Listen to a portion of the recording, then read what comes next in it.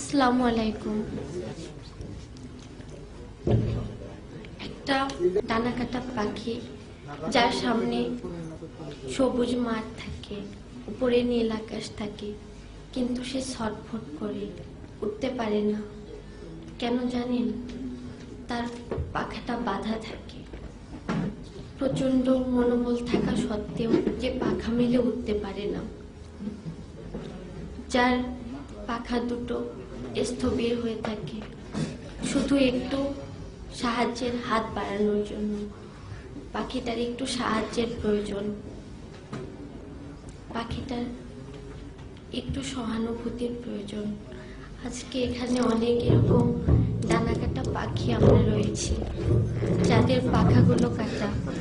আমাদের মনোবল দরকার, আমাদের পাশে কারো দাঁড়ানোর প্রয়োজন। আমি আজকে অনেক আবেগ আপ্লুত। জীবনের প্রথম মেধার মূল্যায়ন পাচ্ছি। এত বড় একটা অনুষ্ঠানে আমাদেরকে সংবর্ধনা দেওয়া হচ্ছে। আমার জন্মের সময় আমি যে ঘরে জন্মেছি সেই ঘরে কেরোসিন তেল ছিল না। মেয়ে হয়ে জন্মেছি বলে আমার দাদা কেরোসিন তেল এনে দেয়নি। আমার আম্মু খুব কষ্ট পেয়েছিলেন, অনেক কান্না করেছেন। তখন আমাকে বুকে জড়িয়ে নাকি প্রত্যয় করেছিলেন আমাকে মানুষ করবেন। যদিও এত দূর আসার পেছনে আমার মায়ের আর আমার বাবার অবদান অনেক বেশি। কোনো জমি জমা ছিল না, কিছুই ছিল না। শুধুমাত্র তাদের মনোবলের উপর ভিত্তি করে এত দূর আসতে পেরেছি। ঢাকা ভার্সিটিতে চান্স পাওয়ার পরেও আমাকে চিন্তা করতে হয়েছে আমি ওখানে পড়তে পারবো কিনা। আম্মুকে বারবার বলেছি, আম্মু আমি ওখানে পড়তে পারবো তো।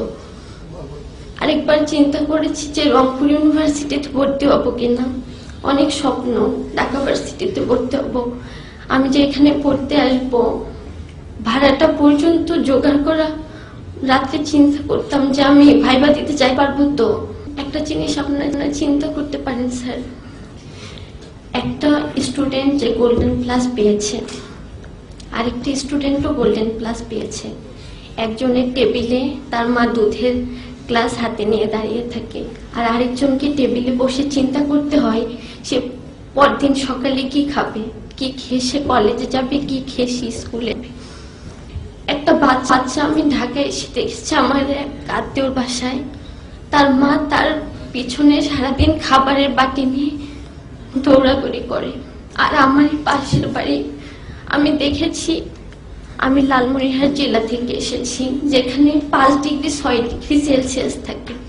আপনারা যদি কখনো শীতের দিন সেখানে যান, দেখতে পাবেন কত প্রখর শীত, সেখানে কত প্রচন্ড শীত। এই শীতের দিন সেই বাচ্চাটা আগের দিনে ঠান্ডা ভাত মরিচ দিয়ে একটা 1.5 বছরই বাচ্চাকে তার মা খাওয়াচ্ছে। চিন্তা করতে পারেন স্যার। আর আরেকটা বাচ্চা যে খাবে না হরলিক্স, নুডলস, মিষ্টি, তার পিছনে নিয়ে ঘোরা হচ্ছে, সে খাবে না, তাকে জোর করে খাওয়ানো হচ্ছে। এই যে বৈষম্য, এই যে গোল্ডেন প্লাস, কিভাবে মূল্যায়ন করবেন আপনারা? একজন খাবার পাচ্ছে না আর আরেকজনের পিছনে খাবার নিয়ে দৌড়াদৌড়ি করা হচ্ছে, কিভাবে মূল্যায়ন করবেন স্যার?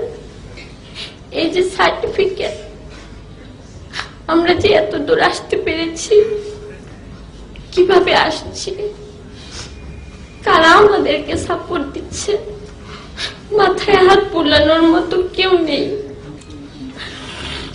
আজকে আমি আপনাদের অনেক মূল্যবান সময় নষ্ট করে কিছু কথা বলছি।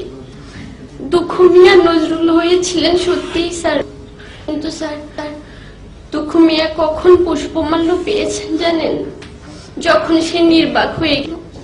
তাকে কখন পুষ্পমাল্য দিয়েছি? কি পেয়েছেন তিনি? পুষ্পমাল্য তিনি কখন পেয়েছেন?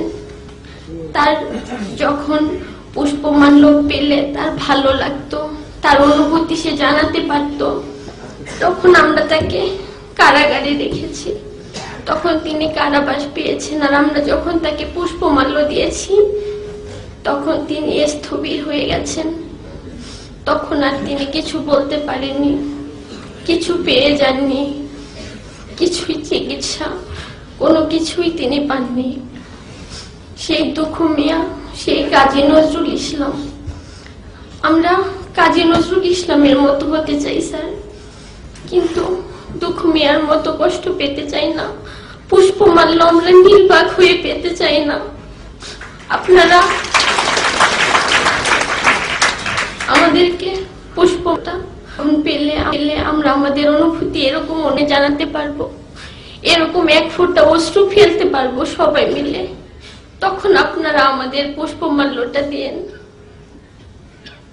আমাদের সবারই দায়িত্ব। বাংলাদেশে তো অনেক ব্যাংক আছে, কত বিত্তশালী মানুষ আছে, কত কোটিপতির আছে, কেউ তো এগিয়ে আসে না। এরকম একটা ব্যাংক আমাদের জন্য এগিয়ে আসছে। আমি তাদের প্রতি আন্তরিকভাবে কৃতজ্ঞতা প্রকাশ করছি। তারা আমাদের পাশে এসে দাঁড়িয়েছেন, উষ্ণতারা হাত বাড়িয়ে দিয়েছেন, একটা ডানাকাটা পাখিকে আকাশে উড়বার স্বপ্ন দেখিয়েছেন। আপনারা আমাদের স্বপ্নের সাথী হয়ে দাঁড়িয়েছেন। আজকে যদি এখানে এই অনুষ্ঠানটা কোনো সংবাদ মাধ্যমে প্রচারিত হয়, আমি বলতে চাইব, সমাজের বিত্তশালী মানুষ আপনারা একটু এগিয়ে আসবেন। আপনাদের বাচ্চার এত বহুমূল্য খেলনা কিনে না দিয়ে একটা ছোট বাচ্চার এক বেলার অন্ন সংস্থান হতে পারে, এটা একটু চিন্তা করবেন। আমরা যখন দিনের পর দিন যখন আমরা খাবারের চিন্তায় পড়াশোনাটা ফ্রেশ মাইন্ড ভাবে করতে পারি না, কিন্তু তখন আমার এই সহপাঠীকে আমি দেখেছি, কোটিপতির মেয়ে এসে, আমি যখন চিন্তা করতাম কিভাবে আমি ভালো রেজাল্ট করব, কিভাবে পড়াশোনা করব, সে তখন চিন্তা করতো কোনো রকম একটা রেজাল্ট করে প্রাইভেট ইউনিভার্সিটিতে ভর্তি হয়ে যাবে।